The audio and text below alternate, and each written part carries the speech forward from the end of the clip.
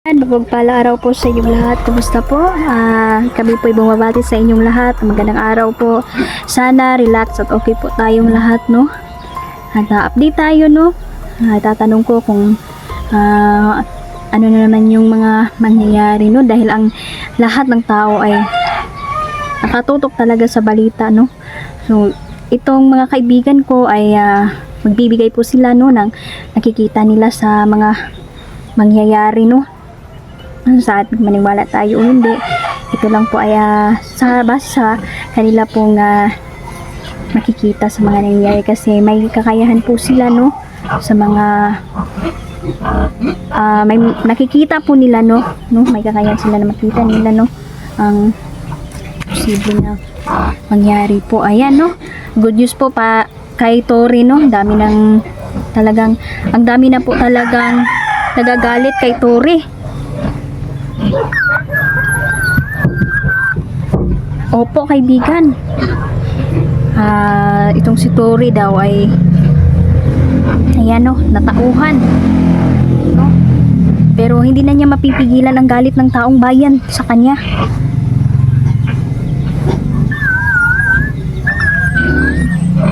Kahit mag-resign pa siya, wala na, hindi na niya mababawi ang kanyang ginawa. Tama, kaibigan. Sabi ni kaibigang Peter,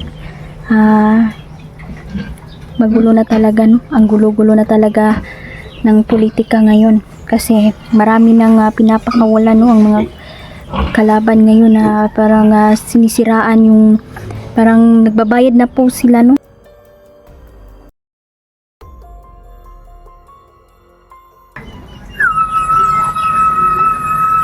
Marami daw mga bayaran ngayon na lumulutang, nagkukunwari na witness sila, pero hindi naman pala, binayaran lang po pala sila ng mga sakim. Grabe.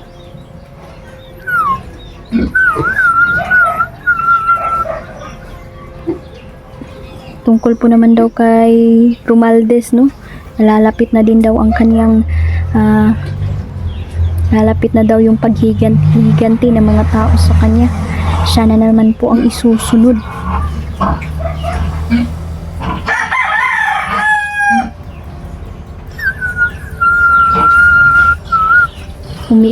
Umiinit talaga, no, ang sitwasyon ngayon, at lalo na yung ibang kampo ay galit na talaga.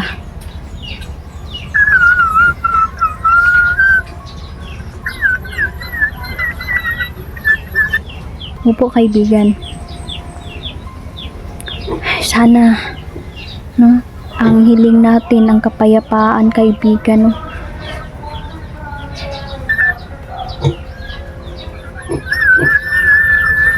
Sabi nila na marami na daw mag-resign ng mga pulis, kaibigan, tama po ba?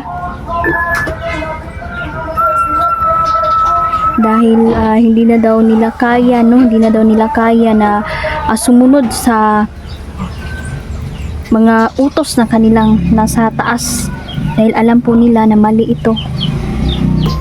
Mas mabuti pa daw na magbitiw na lang sila sa kanilang trabaho.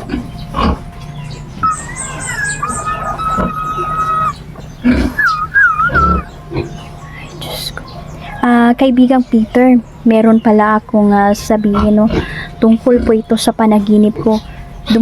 Dumadalas na po ang panaginip kong ito, kaibigang Peter.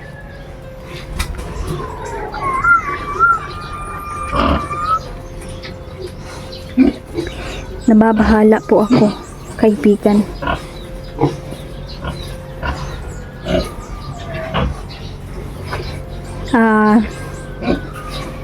Sobrang nababahala po ako sa mga nakikita ko po sa aking panaginip, tungkol sa napunta po ako sa lugar, kaibigang Peter,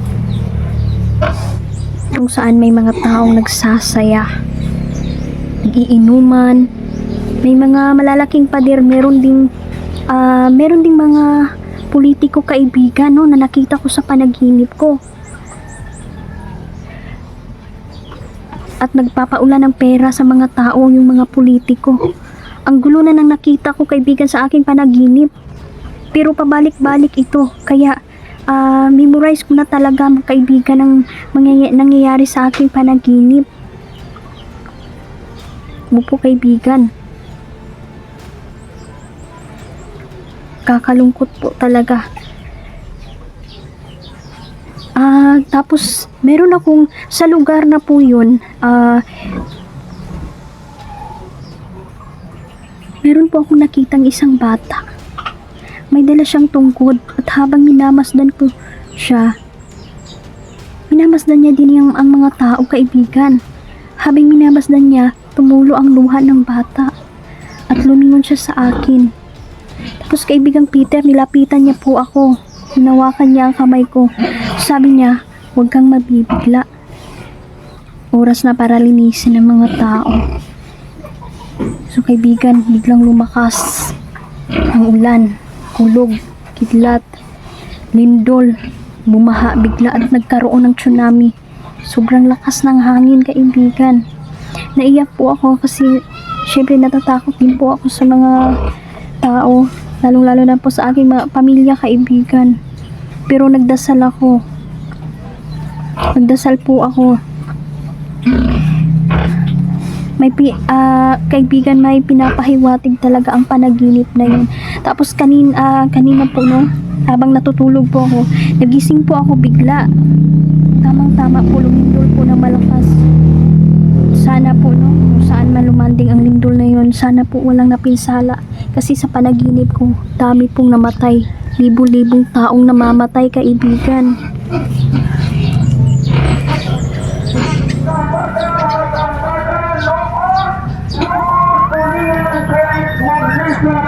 Opo.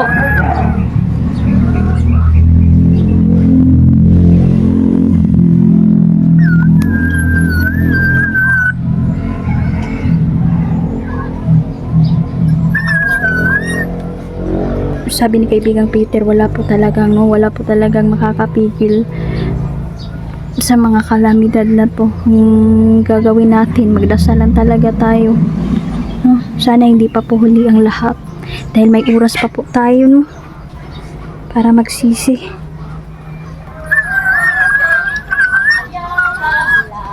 Dahil po sa kasamaan ng tao, dahil po sa kagagawan din ng mga tao, no? Dahil sa sobrang kasakiman,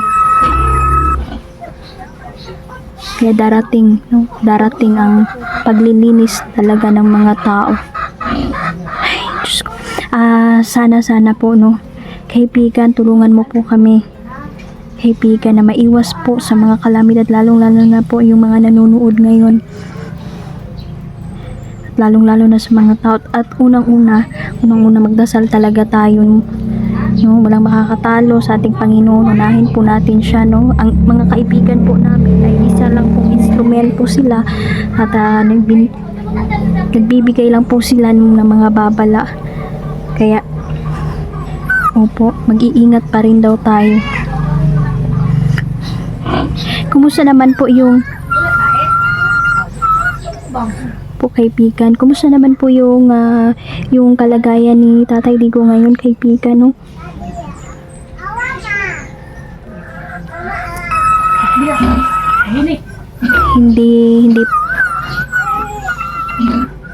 Hindi daw talaga titigil ang mga kalaban, no? Dahil ang pakay ng mga sakim ngayon magkagulo talaga, no, para para na ay mga martial law, no, ipapasok daw nila ang martial law. Paano na lang,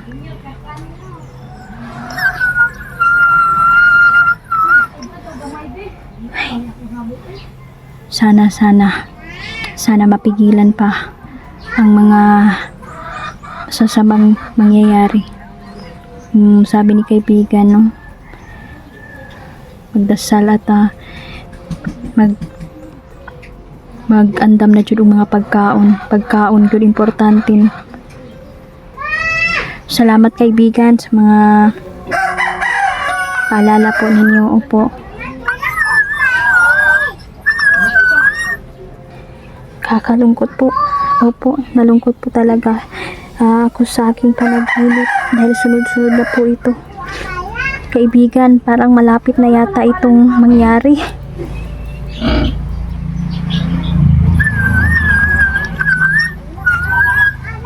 Kaya nga sabi niya ng mga kaibigan ko ay mag-ready-ready na talaga at maghanda talaga, no? Paghahandaan natin ang mga parating na mga kalamidad. Ang makakapigil lang daw nito ay pagdarasal, no? Pagdarasal ng taimtim. Sana po ay hindi po maganap ang mga ganitong pangyayari kasi dami pong mamamatay.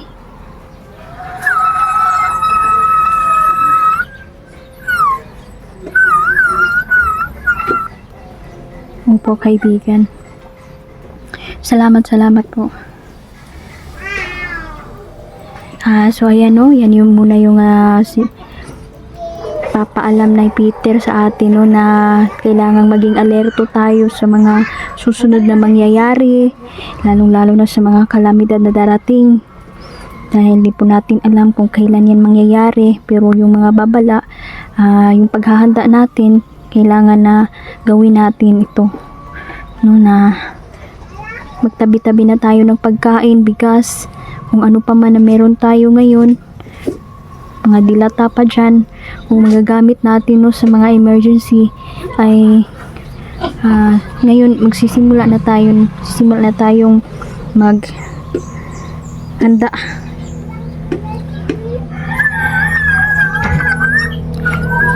Opo kaibigan. Salamat po. Maraming salamat po.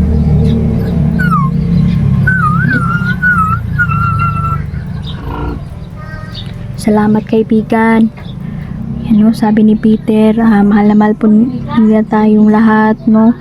At wala po silang ibang kahilingan din, no? Sana po ay maayos na po ang kaguluhan. Sana hindi na po lumaki ang gulo. Dahil maraming maapiktuhan ba na tao. So yan, salamat. Maraming salamat. Ingat po kaibigan. Pahinga po muna kayo kaibigang Peter.